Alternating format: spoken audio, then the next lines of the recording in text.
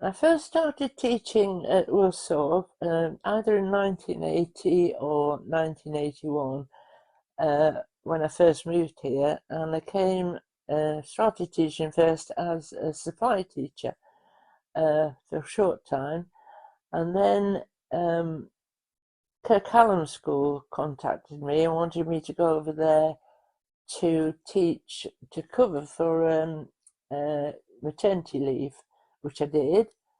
And then I went to John Horton over in Kirkcallam for a very short time.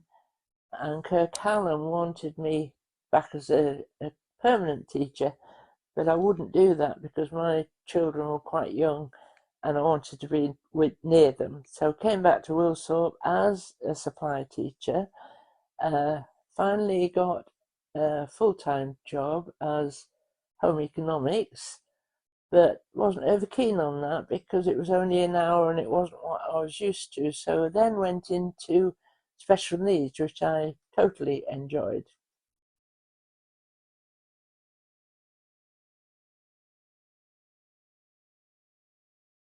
All the time I taught at Wilsthorpe, the head teachers that I taught under were originally Mr. Baker, which was for a very short time, followed by Mr. Leach, who was there a considerable amount of time, and he was very good with the special needs kids as well.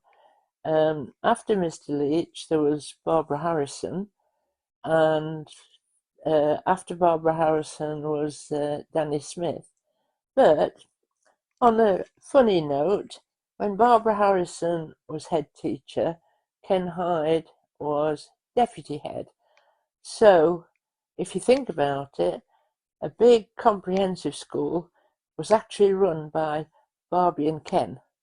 That is quite scary.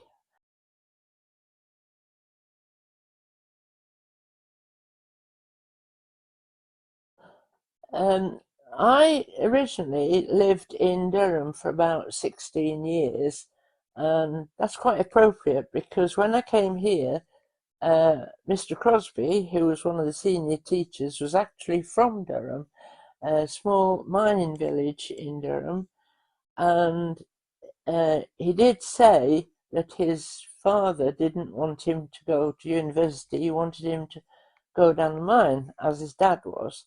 But his mum persuaded him to go to university. And I knew him as senior teacher at Wilsthorpe School. But because he got the link with me with Durham, I was the butt of all his jokes and sarcasm and all the rest of it. Uh, and he was quite a strict teacher, but deep down he was quite a softie. But on one occasion, Roper School came up at lunchtime in block to get Wilsthorpe School. I went out with Mr. West and one or two other teachers. I can't remember the other teachers that came, but anyway, we were walking towards them, and the Roper kids were still walking towards us. And then all of a sudden, one of the Roper kids shouted, "Oh my God, here's Crosby!" And they all turned and disappeared. The power of the man was unbelievable. But also, with Trevor, uh, I was in the taking a form in the remedial block, which was miles away from the main hall. So I had to take my register pretty quickly to get to the hall for assembly. Anyway, on one occasion, I'd got year 11 and I got to the hall and was met by a policeman. And he said, "Did you notice anything wrong with your classroom?" And I said, "No." He said, "You didn't notice the window out totally?" I said, "No." "Did you notice your store cupboard? The door was off and off its hinges and put to one side?" "No." And in the middle of that, Trevor Crosby walked up and said, "Don't ask her anything, she knows nothing."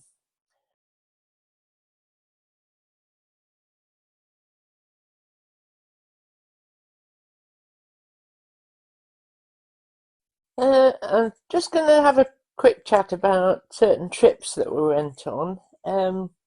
Mr. Brown specifically asked me if I would go on a trip with him to London because I used to live quite close to London at one time, so I knew the tube quite well.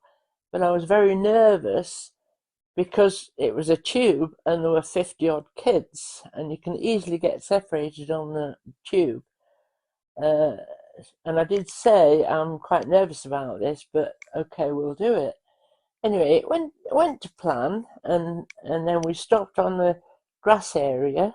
I can't quite remember where it was, um, for them to have a picnic. And then Mr. Brown said, right, we're all ready now. We'll move on to the next place, which we did. We got to the next place, did a head count. We were too short. And of course, he was furious. So he said, would you be all right to carry on with the rest of the group? I'm going back for these two. I know which two it is.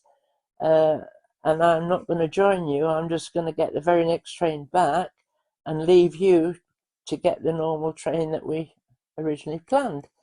I said, yeah, that's fine. But the downside of that was when he arrived in Long Eaton, he got off and all the parents were waiting to pick up their kids. He got off the train with two kids and not 50 odd kids.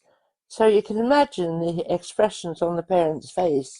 Oh my God, they've lost 50 kids, which several weeks later was actually quite funny, but at the time it wasn't. Another trip that I was involved with was once again a trip to London, uh, but this time it was with Mrs. Hustings and Mr. Butcher. And we were browsing around London throughout the day, but then we were going to go to a show at night. And anyway, it all went to plan, and we arrived at the theatre, ready for the start of the show. And Mrs. Hustings, who was normally a panicker, turned to Mr. Butcher and said, oh, by the way, where's the tickets? He said, well, I hate to tell you, but they're still on the bus and the bus has just gone. And she said, you are joking. He said, no, I'm not joking. So naturally, Mrs. Hustings is panicking like crazy. And I said, well, to be fair, if you go in and say, we've left 50 odd tickets on the bus, they're going to believe you.